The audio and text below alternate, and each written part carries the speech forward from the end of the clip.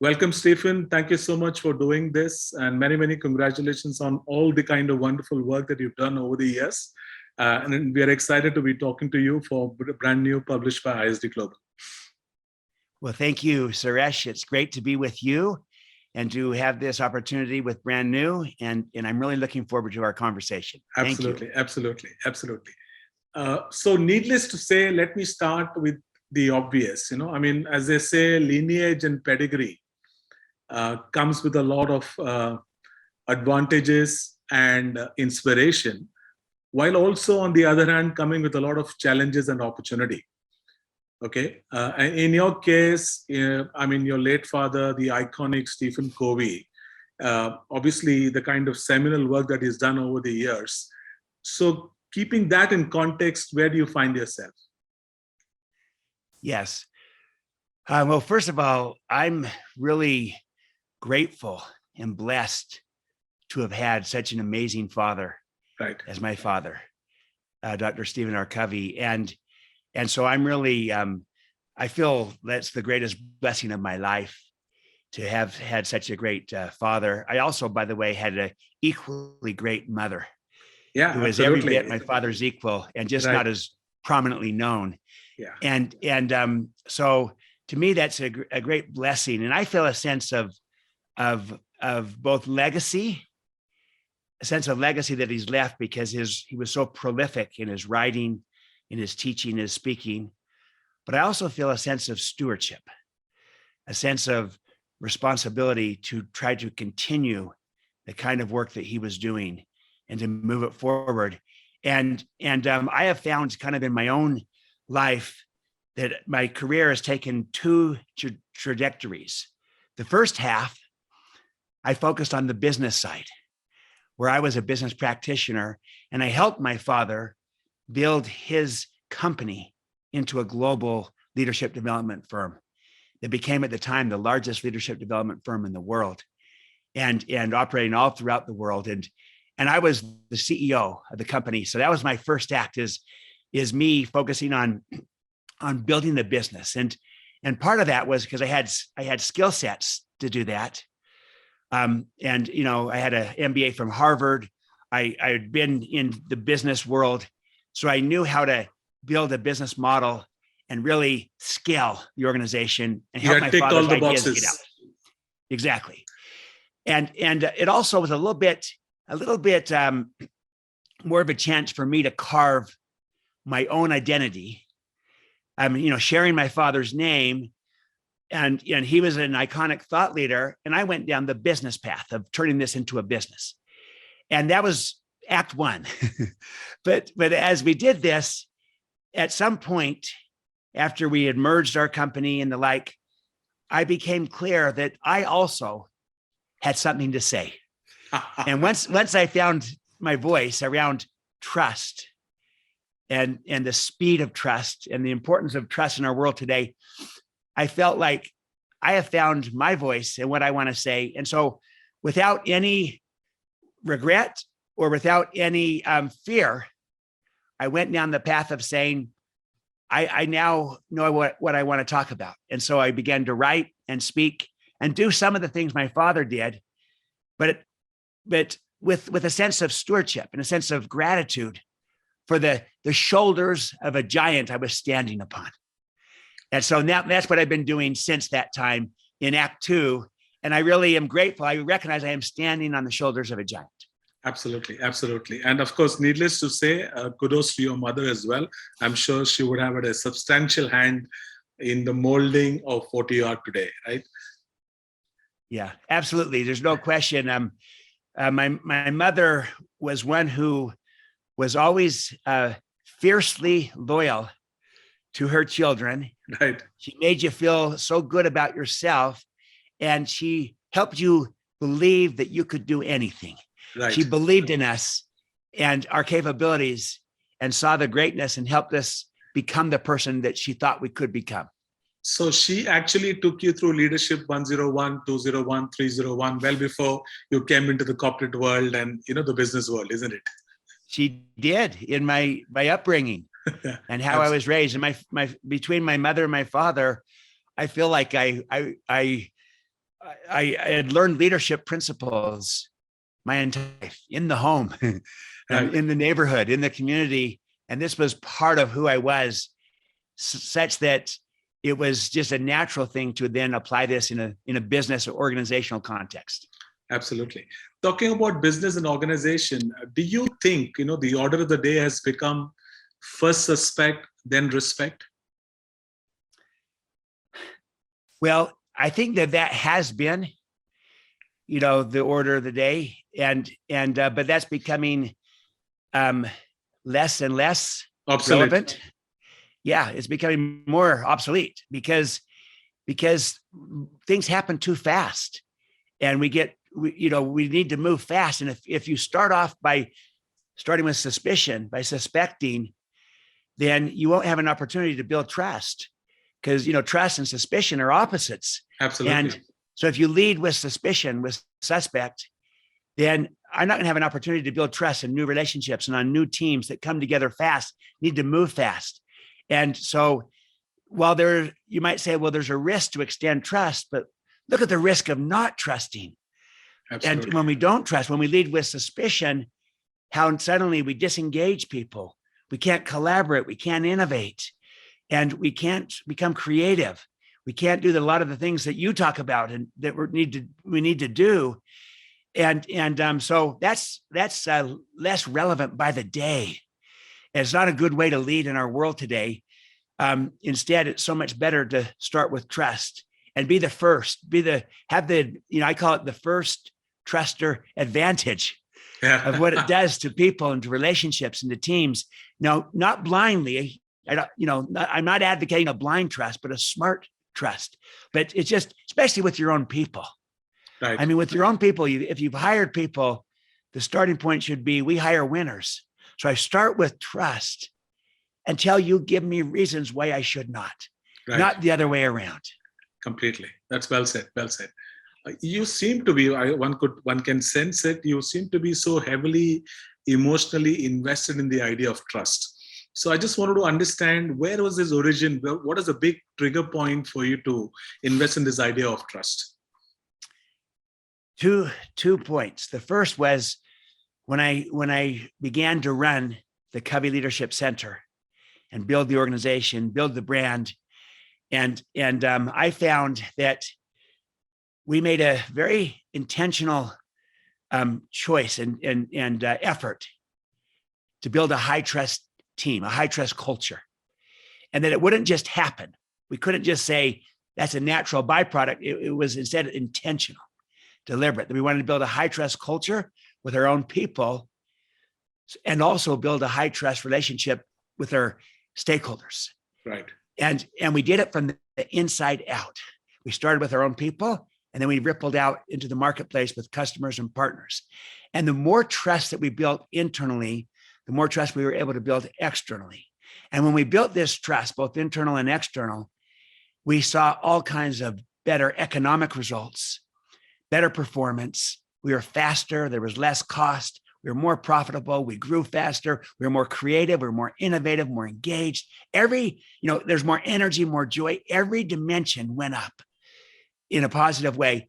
And so I saw firsthand the tremendous return of high trust. Then that was the first thing. I saw the positive effects of trust and how you could build it on purpose. You could be intentional about building it. Then we merged our company with our arch competitor, Suresh, our arch competitor that we'd been competing in the marketplace, Franklin Quest.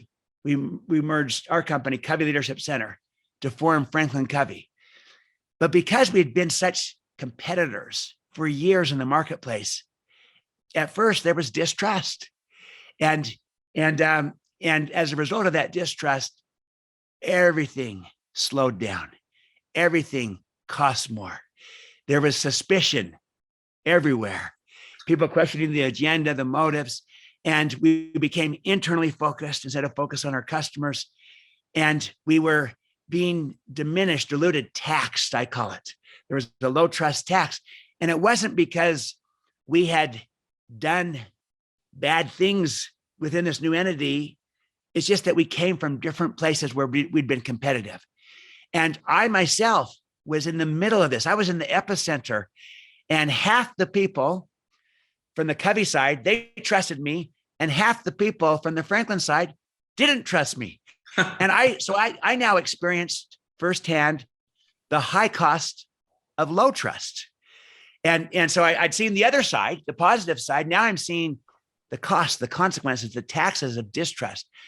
And so we became aware of this, that what was holding back our merger from having the potential that we envisioned was that we didn't fully trust each other.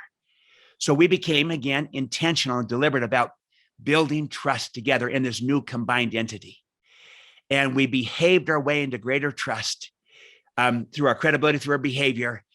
And we moved the needle on trust, and you can measure trust. And as we moved the needle and we built that trust, it changed everything. Right. Now we were faster, less cost, more profitability, more growth, more creativity, more innovation, more energy, more joy, every needle going the right direction. And so I came out of this whole experience and I realized this. First, that trust matters enormously in either direction, both quantitatively in terms of the economics and qualitatively in terms of creativity, collaboration, innovation, energy, joy. It matters enormously, and you can quantify it. Second, that trust is also learnable. It's movable. You can create it intentionally. It's not something that you either have or you don't. That might be your starting point, but you can move the needle on trust. You can build it on purpose. And we had done that in this merger, and I saw the difference. And then coming out of that, I said, I want to write about this. I want to talk about this because most people, everyone knows trust is important, but most people still underestimate it, I believe, by a factor of 100. And then they also don't understand enough how learnable, how practical, how tangible trust is. And I felt like I could really offer a useful construct to help people, leaders, organizations build trust on purpose and get the dividends that come from high trust. That was the genesis of it. So I think let's create let's create probably a trust pandemic or a trust contagion. Okay, I mean, need not be lab created. I mean, you know where I'm getting, but I do. And I think because this can be infectious, right? It is contagious, right? I mean, it's so energizing and it's so empowering. I mean, the kind of momentum and positivity that you have, and because, like they say, with responsibility comes accountability. With trust comes a whole lot of other things as well. And I think the individual, in most cases, like you mentioned earlier, you begin on the premise that human beings generally are good people. Yeah, absolutely. Yeah. Human people are basically good. Most people. Yeah, exactly. And most people can be trusted. Right. Most people, not all. Yeah, absolutely. And so we're not blind and naive. Right. It's just that it's a better starting point to start from this. I love what you're saying, Suresh, because just like distrust can be contagious, right, and spread the opposite direction and become a vicious downward cycle. Right.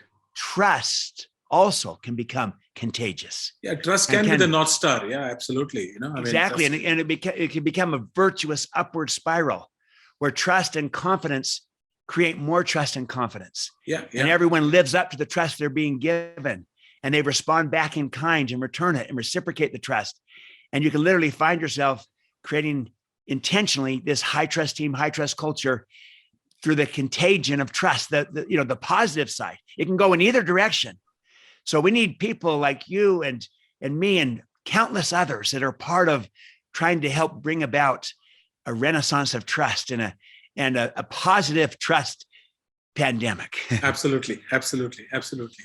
So, going back, I think your first book, Speed of Trust, was 2006, Stephen, right? Yes. Yeah. And I just want to understand, I'm sure obviously there is DNA and lineage, but there would have been some kind of internal calling that, okay, I think I need to I'm invested in this area and I need to kind of articulate it in the form of a book. What was the trigger point for that first book that you wrote? Yes. Again, it was coming out the experience of the merger, Okay. and where I saw firsthand the high cost of low trust. I saw how by becoming deliberate and intentional, we could turn low trust into high trust. And I saw how once we did that, everything changed. And so I looked around and I said, most of the literature and the work on trust tends to fall into one of two camps. It's either too simplistic, kind of just like trust everyone, it doesn't, not grounded in reality, or it often was too academic and too ethereal and not practical and tangible enough. And I felt like, you know what, having experienced what I've seen both sides. I've seen the high cost of low trust, and I've seen the tremendous return of high trust. And I've seen how you can also move the needle on trust, build it intentionally. And I felt like I want to write a book in a way that is both insightful, but immediate, but immensely practical, tangible, actionable.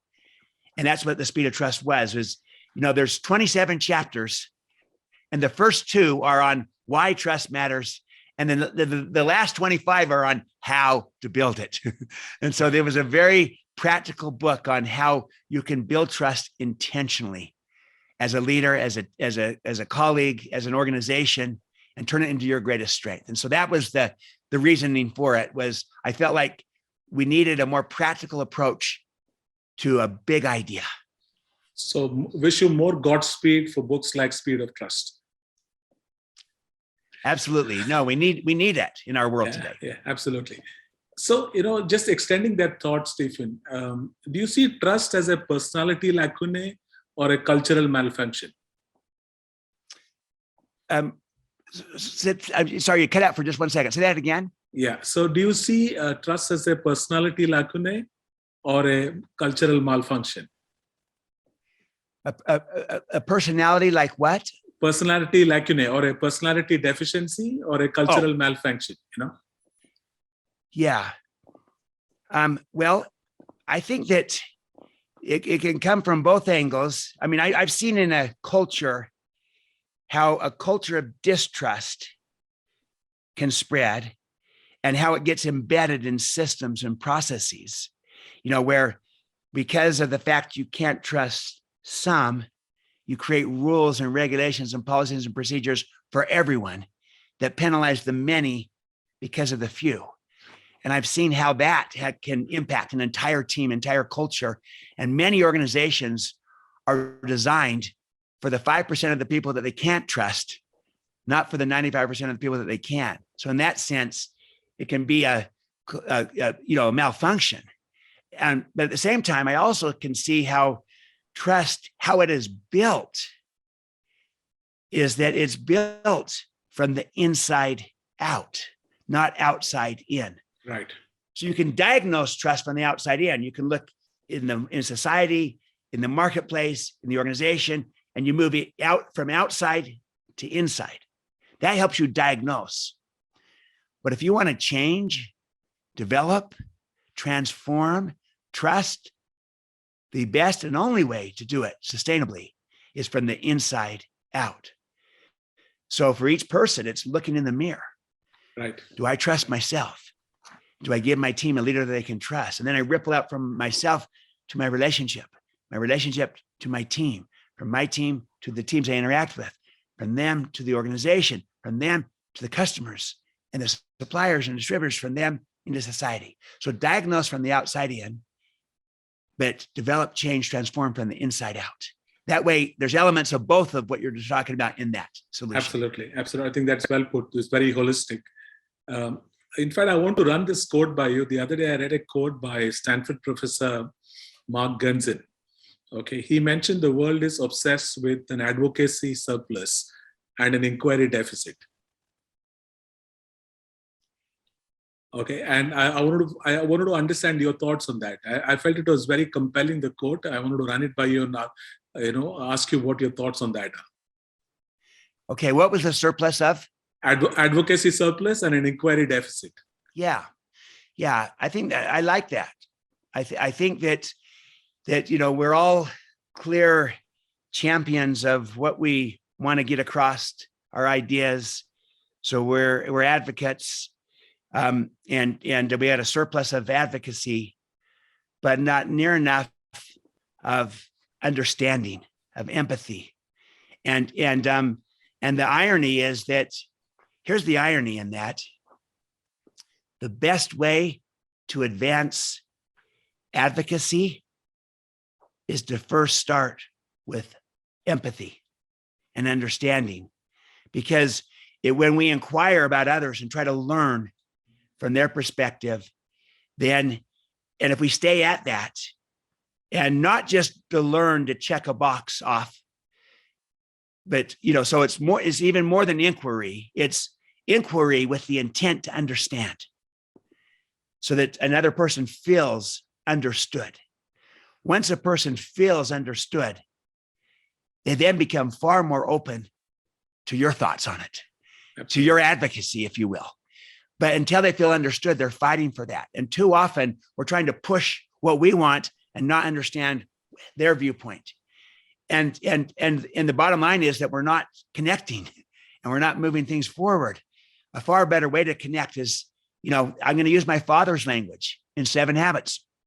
Seek first to understand, then to be understood. Right. The sequence matters. So the seek first to understand is inquiry, then to be understood, advocacy. And we need more inquiry. We have a deficit of inquiry. We're not understanding enough. And a surplus of advocacy, we're moving that too soon, prematurely. So again, we can have both, but the sequence matters. We need more inquiry before advocacy. Right. Absolutely. I was sensing that between the time of your first book, Speed of Trust, and your latest, the third one, Trust and Inspire, it's been more than a decade and a half, 16 years maybe? Yes. And obviously a lot of things have changed. We witnessed 2 depressions and major crises, etc., etc. But what you've seen over the years has changed in the context of trust and inspiration over this period of time. Do you see things going southward? Do you see things are getting better? Do you see better awareness, sensitivity to trust and inspiration? Where is your lens on that? Yes. Okay. So here's some thoughts. The first is, in many ways, the Speed of Trust, while I initially published in 2006, is actually more relevant today than it was even then, because we're living in a world of declining trust. It Right. tends to be global in most countries, maybe not every country, but in most. And trust in institutions is going down. Trust in media, trust in government, trust in political parties, trust in business, even trust in NGOs. In most cases going down, in some cases, maybe never been lower. And so there's a crisis of trust, and people are becoming more aware of it. And so I like how Warren Buffett put it. Warren Buffett said, trust is like the air that we breathe. When it's present, nobody really notices. But when it's absent, everybody notices. And right now we're seeing an absence of trust. And so people are noticing. They're more aware that trust is going down, and that trust really is a currency. I like to say that trust is the ultimate currency. Trust is the currency of our time. It makes our world go around. It makes organizations thrive and relationships work. You take away trust, everything slows down and grinds to a halt. So in a sense, it's more relevant today than ever before, and people are more aware of it than ever before. And I find in my presentations that I work with clients, I now spend less time having to make the business case for trust. In 2006, I had to spend a lot more time making the business case as to why trust matters. Today, a lot less time on the why, on the case, a lot more time now on the how.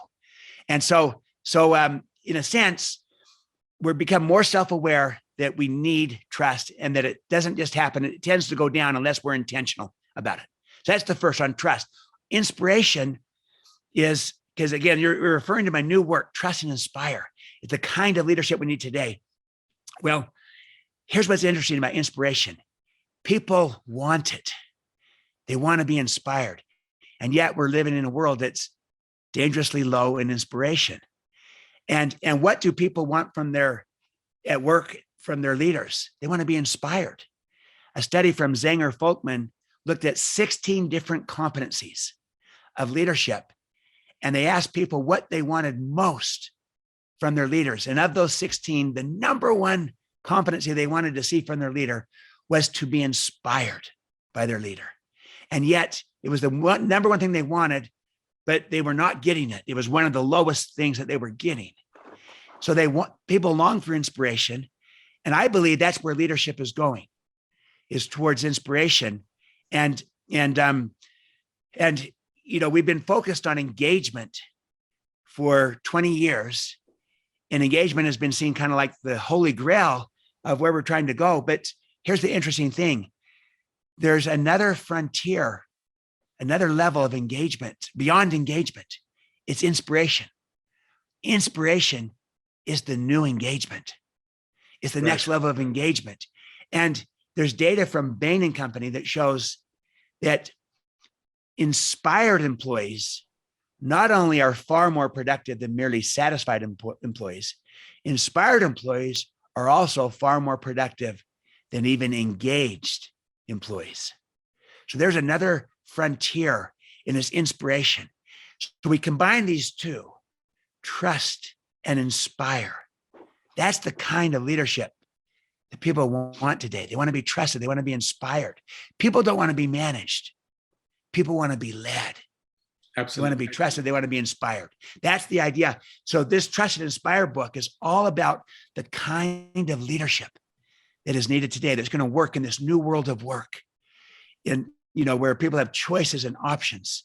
And it's the only way we're going to build a high trust culture that helps us win the war for talent and attract and retain and engage and inspire the best people and bring out the best in people. And it's the only way we're going to really collaborate and innovate so we stay relevant in a changing, disruptive world. Trust and Inspire will help us do that.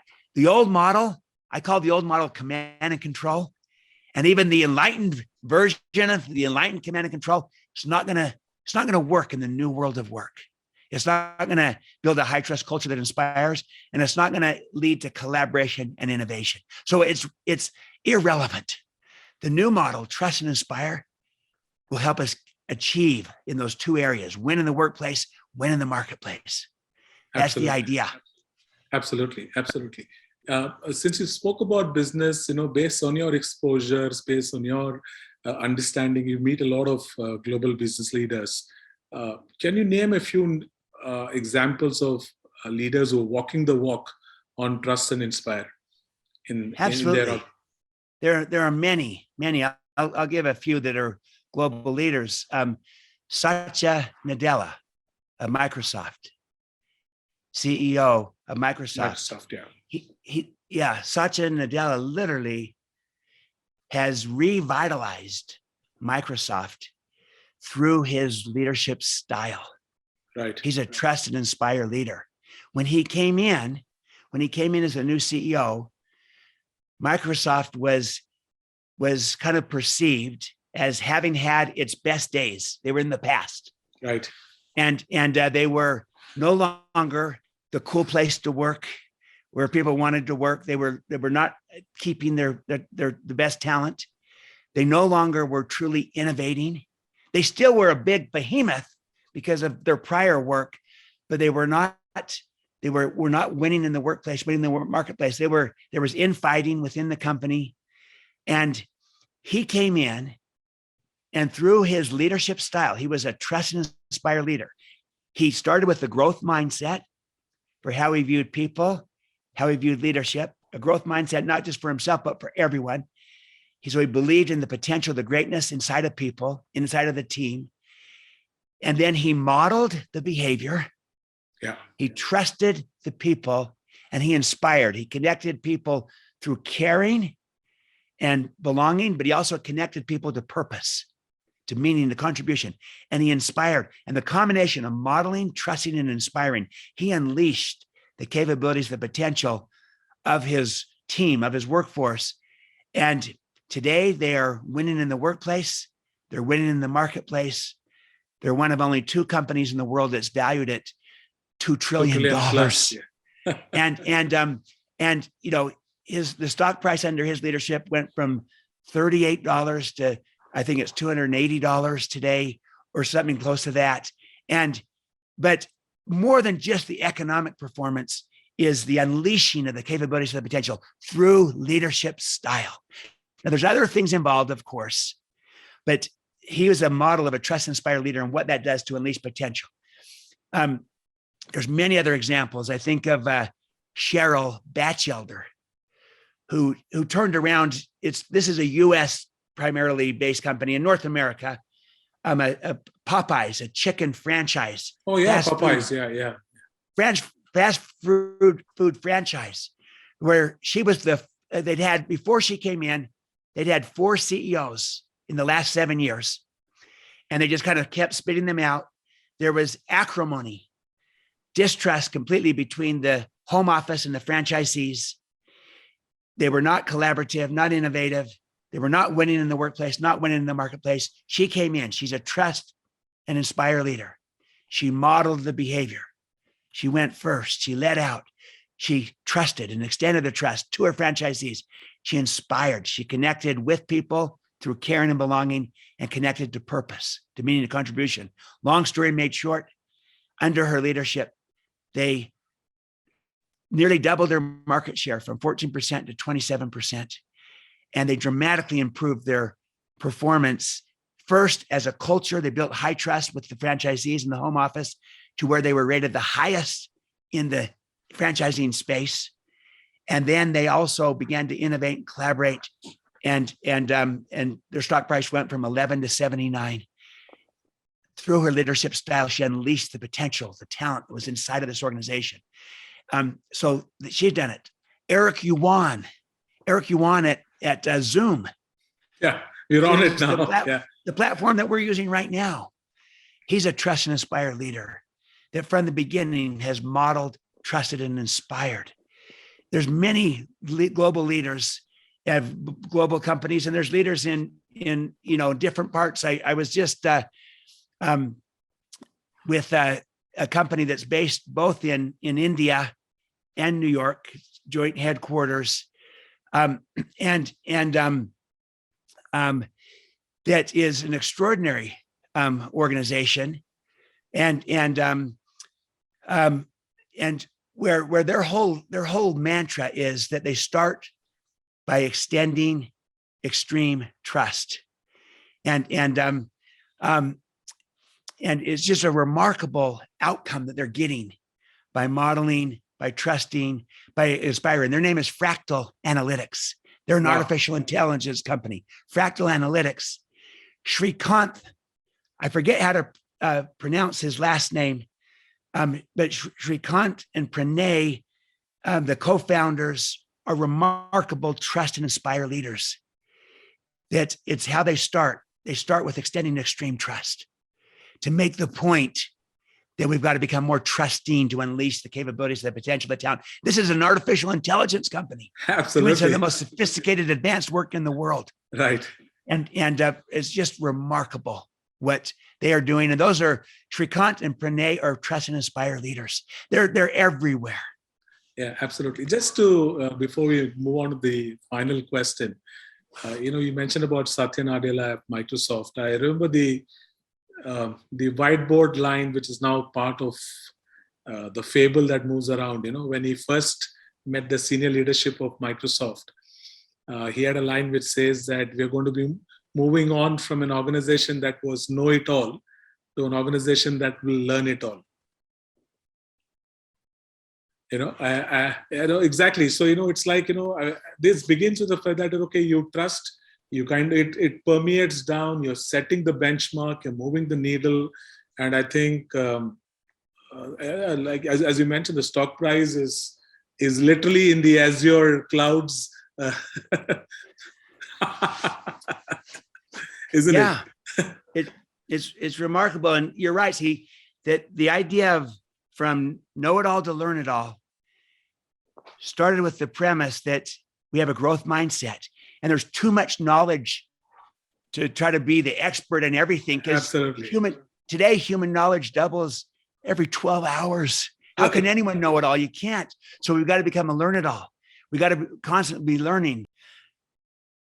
Now, Suresh, let me give you another example of a trust and inspire leader of a global company, a company that's based in both India and New York City. It's Fractal Analytics. They're an artificial intelligence company doing extraordinary work. And their leaders there, the founders, Shrikant Velamakani and Pranay Agrawal. They are extraordinary leaders because they are trust and inspire leaders. And here's an illustration of what I mean. They created a new value for their company that's entitled Extend Extreme Trust. And their whole starting point is they want to challenge everyone to become far more trusting than they've been. So they describe it as Extend Extreme Trust, because their starting point is if we start with trust, we'll create all kinds of possibilities.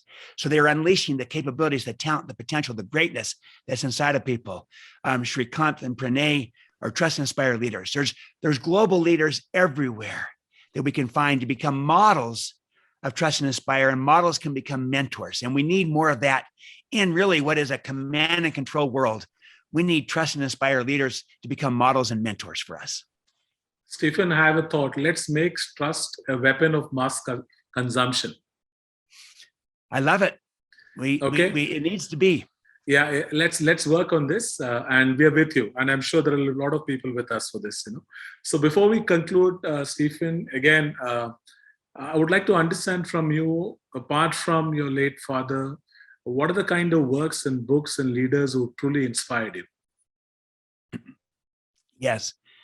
First of all, I love reading biographies of great men and women throughout history because I find huge inspiration from it and great insights and learnings to learn from people who have lived lives that are well lived and that have made contributions to the world. So biographies inspire me of almost every kind about women and men that are doing and have done great things, but also maybe some of their greatest work is done one-on-one as opposed to just in the public setting.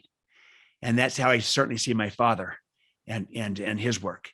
I also love work in leadership development, organizational development, from